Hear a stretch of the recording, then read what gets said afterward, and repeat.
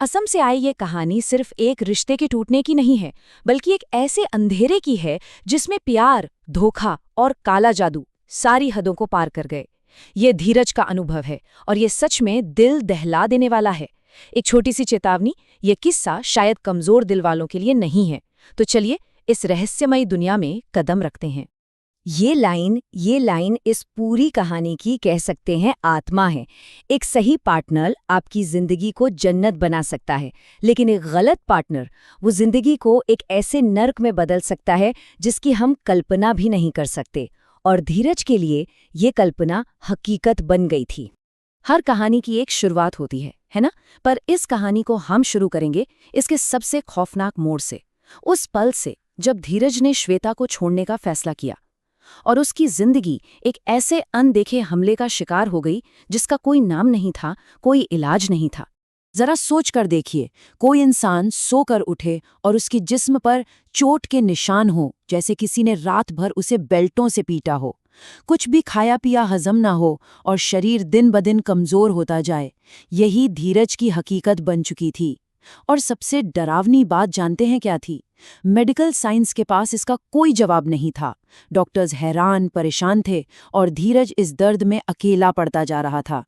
तो आखिर ये सब शुरू कैसे हुआ? ये खौफनाक मंजर आया कहाँ से? जवाब छिपा है एक आम सी दिखने वाली कॉलेज की लव स्टोरी में। रिश्ता तो भाई बहुत तेजी से आगे बढ़ा, कॉलेज के क्लासमेट से सीधे लिव इन पार्टनर। धीरज को भी लगा कि हाँ, ये तो सही है, शादी से पहले एक दूसरे को जान लेंगे, समझ लेंगे और किराया भी तो बढ़ जाएगा। लेकिन कभी कभी जो सबसे सही लगता है ना, वही सबसे बड़ी गलती साबित होता है। शुरुआत में तो सब कुछ बिल्कुल परफेक्ट था, एक सपने जैसा, एक खुशहाल कपल जिनका घर मनो खुशियों से ही भरा हो। लेकिन हर सपना टूटता है और धीरज का सपना एक ऐसे बुरे ख्वाब में बदलने वाला था जिसकी उसने कभी कल्पना भी नहीं की थी। और बहुत जल्द इस परफेक्ट दिखने वाली कहानी में कुछ दरारें पड़ने लगीं, कुछ ऐसे खतरनाक इशारे जिन्हें धीरज ने शुरू में तो नजरअंदाज कर दिया। श्वेता का जो कंट्रोलिंग नेचर था ना, वो एक मकड़ी के जाले की तरह था। धीरे धीरे धीरज को उसमें जकड़ रहा था। पहले दोस्तों से मिलना जुलना बंद, फिर शाम को बाहर निकलना बंद। मतलब धीरज की पूरी दुनिया ही सिमटकर सिर्फ श्वेता तक रह गई थी। लेकिन बात सिर्फ कंट्रोल तक ही सीमित नहीं थी। श्वेता का बर्ताव अजीब और सच कहूं तो डरावना होता जा रहा था। घंटों तक अपनी मौसी से फुसफुसाकर बातें करना, मूर्तियों की जगह अजीब से पत्थरों की पूजा, और जब वो किसी का हाथ देखती थी तो उसकी कही बातें डरावने तरीके से सच होने लगती थीं। और फिर वो हुआ जिसने धीरज के दिल में पहली बार असली डर पैदा किया। एक टीचर ने श्वेता को एग्जाम में फेल कर दिया।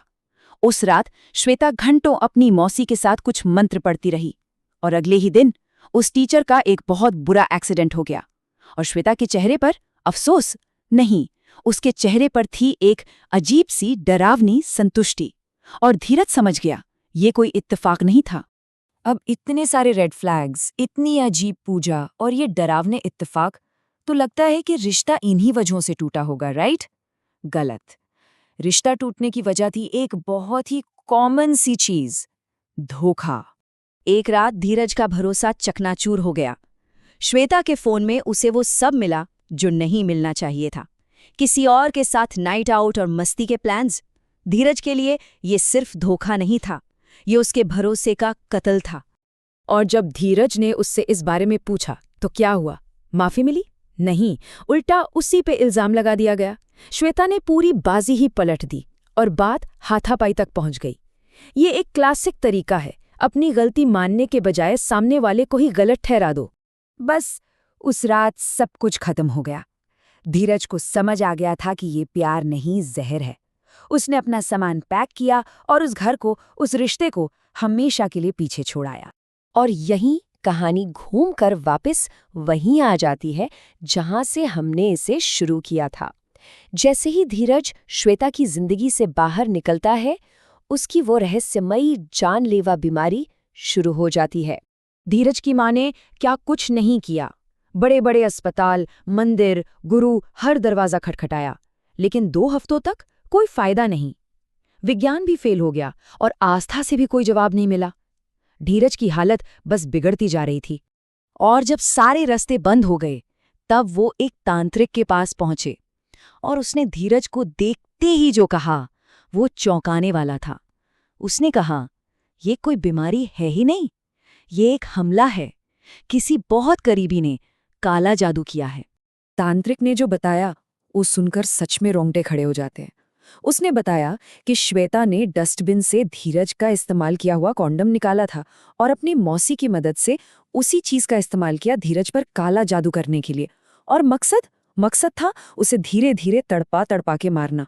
और फिर तांत्रिक ने उस बात पर भी मुहर लगा दी जिससे धीरज सबसे ज्यादा डर रहा था, वो टीचर का एक्सीडेंट, वो भी श्वेता के उसी अनुष्ठान का नतीजा था।